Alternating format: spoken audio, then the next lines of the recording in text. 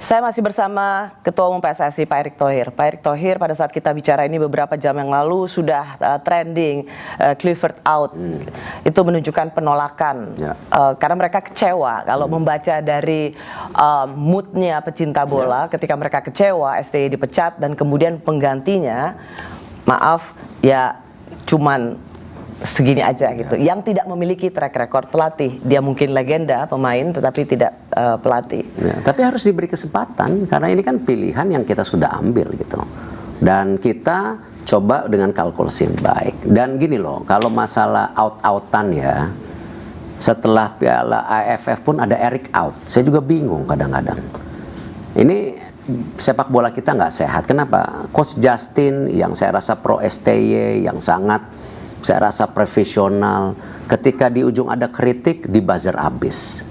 Ada yang kritik ini di doxing abis sampai rumahnya. Anda melihat di sebelum dipecatnya pelatih STY ini ada supporter yang anorganik. Anda tidak melihat bahwa kecintaan pada STY ini adalah sesuatu yang memang spontan, ada yang ekspresi yang sangat alami dari ada supporter yang di bola. orkestra, ada yang spontan di orkestra. Saya nggak bisa bicara itu. Dan kan kita sama-sama orang media, kita tahu politik, ya, kita punya feel lah sendiri ya. Tapi saya nggak mau istilah kembali buka-buka seperti itulah. Yang ini udah masa lalu, kita bicara masa depan gitu loh. Ya, kan? Nah, cuman yang saya ingin proporsional, ayo dong, ya supporter sepak bola Indonesia ini melihat secara proporsional.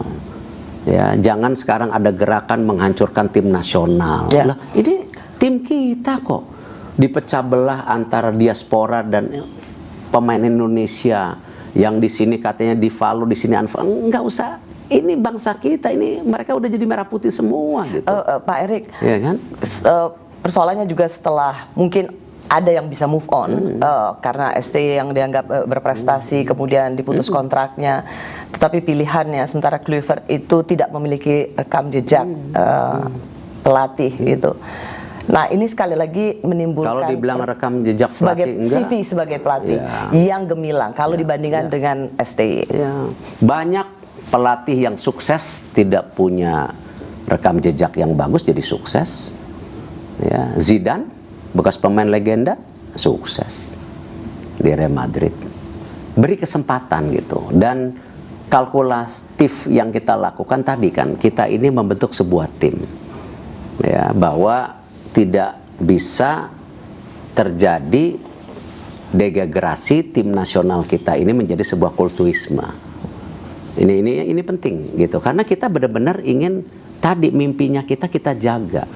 Dan tim nasional kita hari ini bukan tim Indonesia yang tahun lalu. Kerasnya ini udah makin naik. Dan pressure itu terasa. Sepak bola kemarin tadi waktu di awal Rossi, bahwa locker room itu yang paling dinamis dan paling tidak mudah dikontrol. Saya memiliki beberapa klub sepak bola, saya ngerasain kok bagaimana pelatih itu turun dan naik. Saya tahu. Salah satunya di locker room itu. Locker room menjadi salah satu biang kerok dipecatnya di sepak STY. bola. Enggak, bukan STY, di semua. Dan itu pasti itu terjadi pada STY dan timnya. Tidak ada komunikasi, perbedaan kultural. Itu yang tadi pertama saya sempat tanya di bagian pertama. Pak Erick lebih membela pemain naturalisasi. Tidak seperti itu perspektifnya. Saya membela mimpi besar kita. Ya, dinamika di locker room itu tidak hanya mengenai pemain, mengenai macam-macam. Gitu. Lalu kenapa biang keroknya STY? Central figure kita nggak bisa menyalahkan ke satu orang. Hubungan saya baik. Tapi untuk mekanisme lebih besar, untuk kepentingan lebih besar, ya kita harus adakan perbaikan gitu. Bukankah naturalisasi mendatangkan pemain-pemain kelas dunia dari Eropa, Belanda misalnya, itu sudah menjadi bagian dari plan bagaimana kita bisa naik peringkat? Ya, dan tidak mudah mendatangkan mereka. Mengapa dan mereka pengorbanannya luar biasa. Ya, jangan dilihat hanya sekedar mereka itu ganti warga negara kita, slot main di Eropanya aja makin sulit. Karena kita belum ranking 50 besar dunia, kita masih 120, mereka banyak yang berkorban. Ya, mereka di sini nggak dibayar. Ketika mereka cedera, ya, bisa out of the season 6 bulan, tiba-tiba tidak punya klub, siapa yang nanggung? Ya kan, hal-hal seperti ini tadi nggak bisa kita hanya lihat bagaimana Arhan. Arhan sekarang tidak bermain di Korea, sekarang dia kontrak ke klub di Thailand. Kenapa? Survival. Karena dia ingin buktikan saya main, gitu. Dan hal-hal seperti ini terjadi. Marcelino dari Belgia kita selamatkan ke Oxford. Kenapa? Supaya jam terbangnya naik. Dan lihat berapa bulan Marcelino di Inggris dibandingkan di Belgia, jauh kelasnya sekarang. Nah, inilah yang saya rasa konstekstual memikirkan tim nasional Indonesia ini sudah sangat kompleks, tidak seperti tim nasional kita sebelum-sebelumnya. Gitu. Bagaimana dengan anggapan bahwa Pak Erik ini ingin membelandakan tim nasional? Karena dan jangan hanya mendengar keluhan dari pemain naturalisasi miss yang secara terbuka. Nanti saya yakin beberapa pemain seperti Elkan Bagot akan gabung lagi. Tergantung nanti chemistry-nya, tergantung pembicaraan. Elkan Bagot bukan Belanda ya. Ya kan? Jadi ya kita coba rajut untuk siap accomplish the mission dengan semua power kita yang ada. Karena kenapa? Ini mimpi besar kita, dan mimpinya kita bukan hanya itu ya, yang saya bilang bahwa bagaimana kita konsisten masuk ke Piala Dunia. Pak, pelatih yang keras misalnya, karena pemain Belanda misalnya ingin mempertanyakan soal strategi, dan pelatih dalam hal ini Sintayong tidak membuka ruang diskusi itu. Pelatih yang keras bukankah itu bagian dari tim yang juga yang biasa terjadi? It's a common practice. Yes and no. Tergantung how big is the player is gitu. Oke, kalau begitu pertanyaannya saya, naturalisasi mendatangkan pemain Belanda itu kan juga sesuatu yang sudah menjadi plan. Mengapa ini tidak dianggap atau tidak diprediksi sebelumnya akan menjadi kendala kultur, kendala komunikasi dengan Sintayong yang tidak bisa berbahasa Inggris, tidak bisa berbahasa Indonesia? Kita sudah sering ingatkan, tapi kan kembali saya tidak mau menggali ya hubungan yang baik ini seakan-akan semua dilempar ke kesalahannya ke pihak-pihak tertentu. Yang kita mau perbaikin ini kan secara proporsional, secara menyeluruh gitu. Nah, ini yang kita PSSI pun saya bilang perlu ada koreksi gitu loh. Nah, ini yang kita sedang rapikan juga di PSSI secara manajemen tim nasional. Gitu. Kita tahu karena kelasnya berubah Pak, ini. Kalau begitu, karena pilihan sudah jatuh pada Patrick Kluivert, soal bagaimana netizen mengulik apa yang pernah terjadi pada Kluivert sebagai brand ambassador komunitas judi internasional di 2022-2023. Kita sedang memberantas judi online, judi bola. Tetapi Pak Erik justru menjatuhkan pilihan pada pelatih yang memiliki reputasi sebagai komunitas judi internasional. Ya, gini, itu kan semua hidup itu ada dinamikanya. Tapi kalau sekarang kita nuduh-nuduh, oh ini mafia judi apa mungkin saya ditekan oleh mafia judi, ya kan? Nggak mungkin. Kemarin ada keputusannya katanya, oh saya ditekan mafia. Orang sekarang kita hajar match fixing segala, ya. Dinamika masing-masing individu pasti terjadi. Saya juga punya kekurangan, Sintayong punya kekurangan, Patrick Kluivert punya kekurangan. Persis Pak, tetapi iya, kan? Kekurangan dan kelemahan ini cukup vital dipandang oleh para pencinta bola. Itulah yang namanya kita komplekkan sebagai sebuah tim. Nggak bisa ngeliat secara individu. Saya juga nggak mungkin sukses hari ini karena Erick Thohir loh. Karena tim saya yang disupport gitu. Questionnya adalah dia adalah brand judi, komunitas judi internasional. Dan kemarin kan udah dibicarakan sama lawyernya, udah disampaikan bahwa sebagian ini sebuah frame apa itu ada semua jawabannya gitu.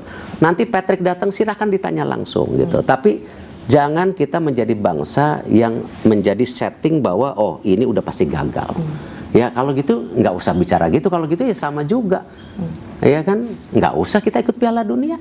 Udah pasti gagal. Ya udah ngapain kita bentuk tim naturalisasi? Ngapain kita bikin program jangka panjang? Sama. Bagaimana kita membentuk tim putri bahwa Coach Mochi yang kemarin juara AFF, percuma sepak bola putri nggak mungkin bisa, nggak ada harapan. Ternyata bisa. Ya ternyata bisa. Ngapain kita capek-capek nanti bikin sepak bola putri liga? Nggak usah. Talentnya nggak ada. Karena saja Pak Erik perlu menjawab. Misalnya orang mengatakan bahwa dia di-ban di Eropa karena menjadi brand ambassador komunitas judi internasional. Apakah background check ini tidak Pak Erik? Semua kita sudah cek. Ya, ketika kita bicara dengan banyak pihak, ya jaringan saya kan cukup kuat di Eropa. Ya, saya kembali saya bukan riak, bukan sombong. Kebetulan kenapa track recordnya ada gitu. Ya, bukan ujuk-ujuk datang ke Eropa nggak jelas gitu. Ya, jadi network saya luar biasa di Eropa.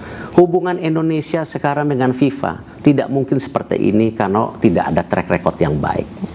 Ya, tidak mungkin juga pemerintah percaya sama saya kalau tidak ada track record yang baik. Ini semua kita satukan gitu.